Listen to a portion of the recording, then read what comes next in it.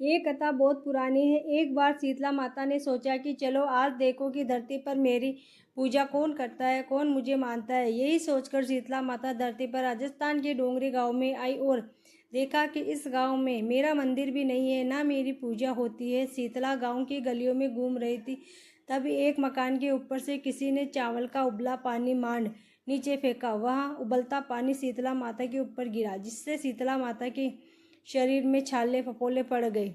शीतला माता के पूरे शरीर में जलन होने लगी। शीतला माता गांव में इधर उधर भाग भाग के चिल्लाने लगी, अरे मैं जल गई, मेरा शरीर तप रहा है, जल रहा है, कोई मेरी मदद करो। लेकिन उस गांव में किसी ने शीतला माता की मदद नहीं करी।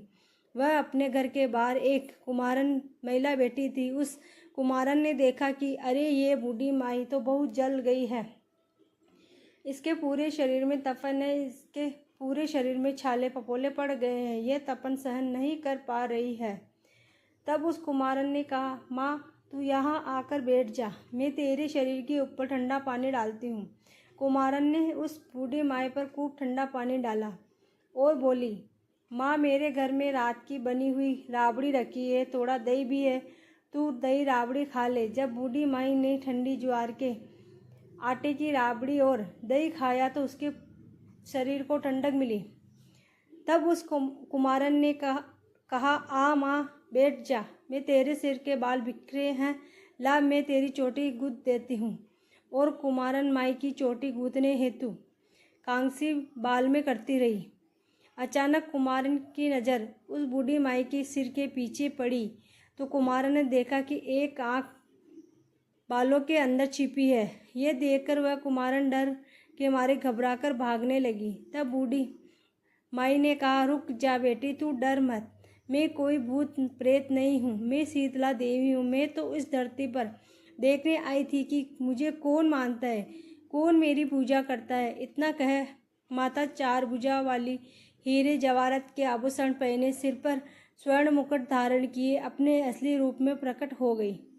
माता के दर्शन कर कुमारन सोचने लगी कि अब मैं गरीब इस माता को कहाँ बिठाऊं। तब माता बोली, हे बेटी तू किस सोच में पड़ गई। तब उस कुमारन ने हाथ जोड़कर आंखों में आंसू बहते हुए कहा, हे माँ मेरे घर में तो चारों तरफ दरिद्रता है, बिखरी हुई है, मैं आपको कहाँ बिठाऊं। मेरे घर में ना तो चौकी है, ना बैठने का आसन है।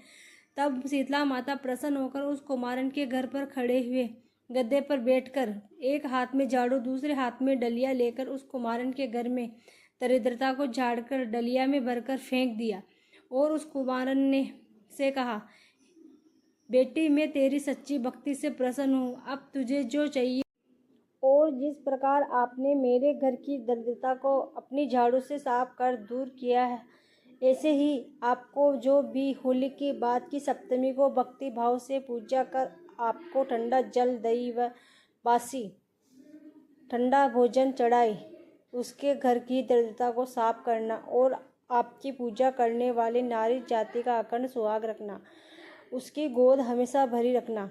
साथ ही जो पुरुष शीतला सप्तमी को नाई के यहाँ बाल ना कटवाए, धोबी को कपड़े धुलने ना दे और पुरुष भी आप पर ठंडा जल चढ़ाकर नारियल फूल चढ़ाकर परिवार सहित ठंडा बासी भोजन करे, उसके काम धंधे व्यापार में कभी दरिद्रता ना आए।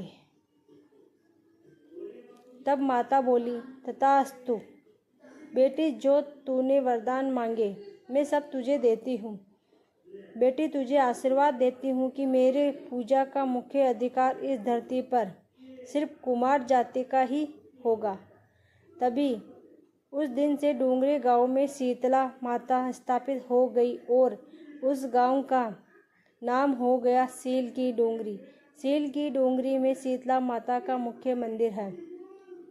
शीतला सप्तमी पर यहाँ बहुत बड़ा विशाल मेला भरता है। इस कथा को पढ़ने से घर की दरिद्रता का नाश होता है और साथ ही सबकी मनोकामना पूरी होती है। अगर वीडियो पसंद आए तो प्लीज़ लाइक शेयर